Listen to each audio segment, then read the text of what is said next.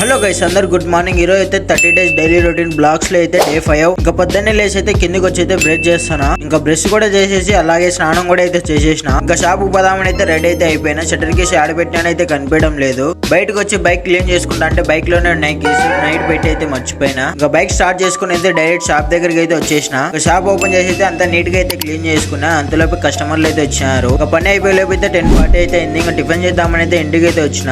ఇంటికి వచ్చి చూస్తే మా నాన్న ఇడ్లీ తెచ్చి అయితే పెట్టినాడు.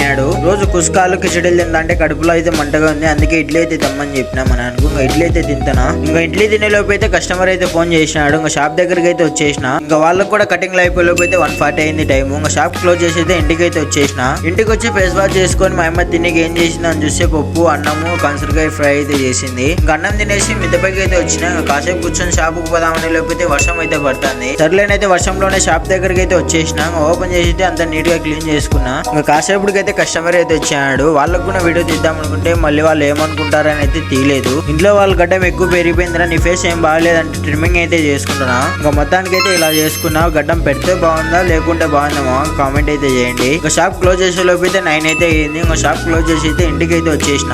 ఇంటికి వస్తాను ఇంకా ఫేస్ వాష్ చేసుకుని అయితే మా అమ్మ తిన్నికి ఏం చేసిందని చూసి చపాతీలు అయితే చేసింది. ఇంకా తినేసి అయితే పనుకోవడమే. మీకు వీడియో నచ్చింది అయితే మన ఛానల్ సబ్స్క్రైబ్ చేసుకోండి మామ. Bye bye.